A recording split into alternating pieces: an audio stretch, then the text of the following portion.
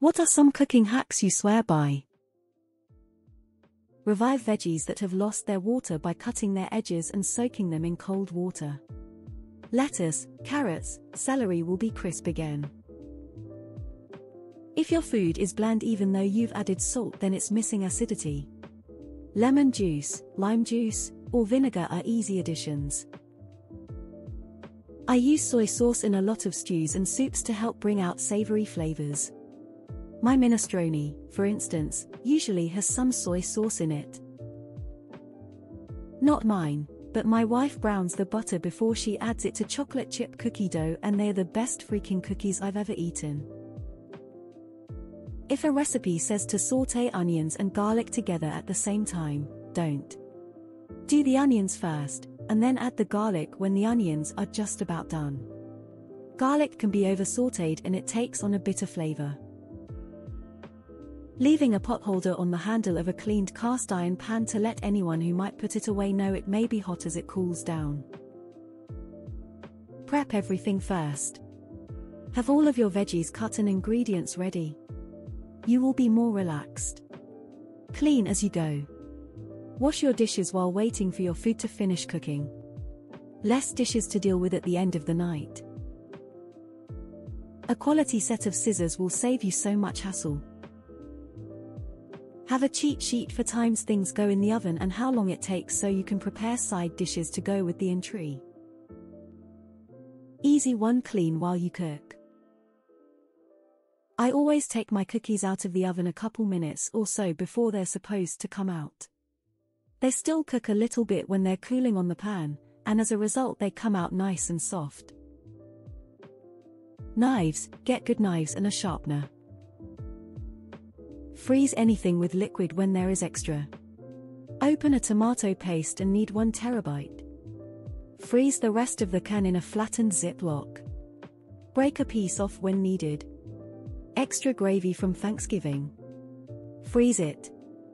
Make extra sauce on pasta night and freeze the rest.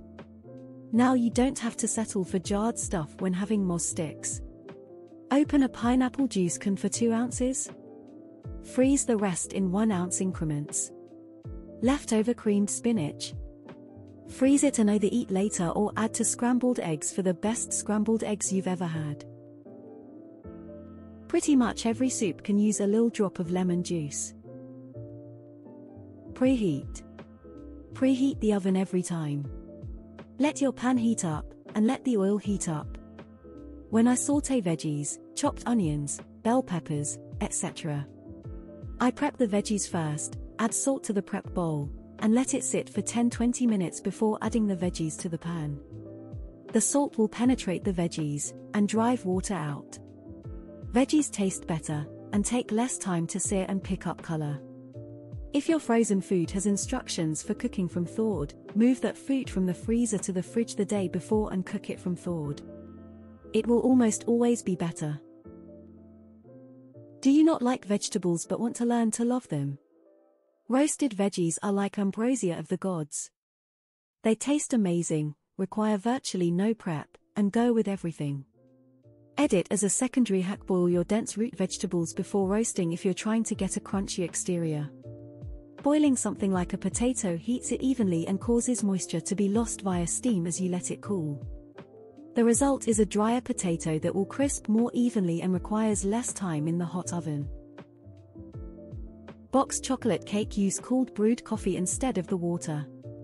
Richens the flavor so much. I do it with boxed brownies too. Put a damp paper towel under your cutting board to prevent it from sliding around when you are cutting. Do similar tasks all at once. Making potatoes and carrots. Peel both first, then chop. Don't do one veg and then the other. You'll have a better rhythm with your tools and you'll only have to change tools once instead of 3 times. Breaking down a pack of chicken thighs. Do all the skins and fat at once, all the bones at once, then all the slicing at once. Also, keep a damp rag next to your cutting board for cleaning your board and knife, and keep a dry rag over your shoulder for drying or wiping anything as needed. This saves a ton of trips over to the sink and or towel holder. MSG. Partially frozen chicken breasts are a lot easier to cut than fully thawed. If you're making a savory dish that uses crushed minced garlic, reserve a little bit of the fresh garlic and stir it into the dish right before serving. The fresh garlic adds a bit of a pop that you lose if it's cooked. Taste as you cook. Ice cube in the center of your leftover rice before you microwave it makes the rice get soft and fluffy again. Boiling stuff in broth instead of water. Rice, potatoes, etc. When making mashed potatoes, boiling them in chicken stock seriously makes a world of difference. Adding cacao powder to your beef stew for some extra depth. Using almond extract in addition to vanilla when baking. It absolutely enhances the flavor. You can add green onions to almost everything. Using gingerbread spice set in banana bread. If it's bland, add salt. If it tastes good but is missing something, add acid lemon juice, hot sauce, some type of vinegar, etc. Something missing from your tomato pasta sauce. Add a splash of Worcestershire sauce. Makes it taste rich and fuller. Butter. That's it. That's the whole tip. Use more butter. Clean as you cook. Especially with a small apartment kitchen, it makes it so much easier. When you get a roasted chicken at the store, make your own broth with the bones and carcass when you're done. It's time consuming, but it honest to God makes wherever you cook it smell like home.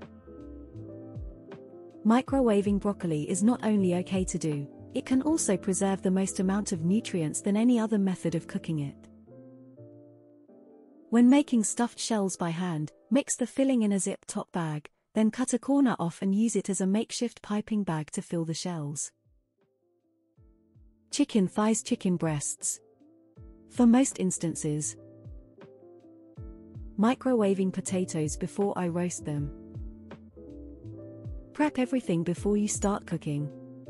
If it's missing something but you don't know what, then add a pinch of salt or a splash of acid.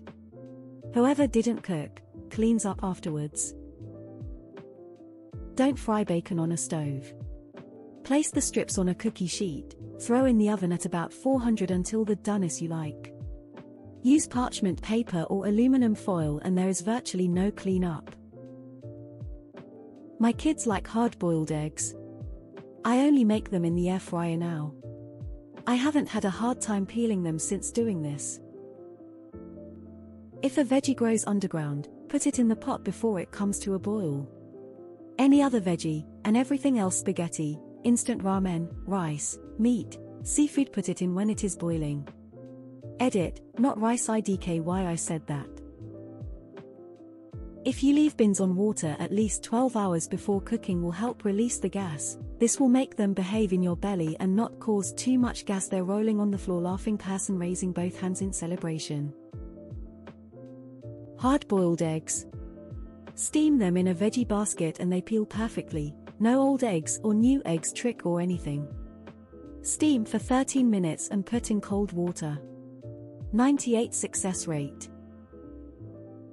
Not everyone cooks, my advice. Take the time to learn how to cook from scratch or raw ingredients. Learn this as early as you can.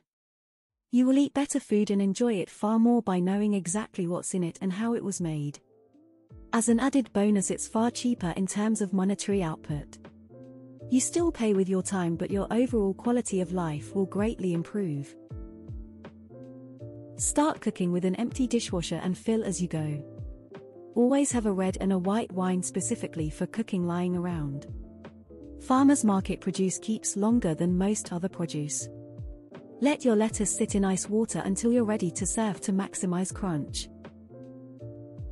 Buy a bag of MSG. It's not bad for you. A pinch of MSG can really help round out a dish. Put some pasta water in your spaghetti sauce and reduce it a little before you serve. The starch helps the sauce stick to the noodles. You should really be finishing the noodles in the sauce anyway.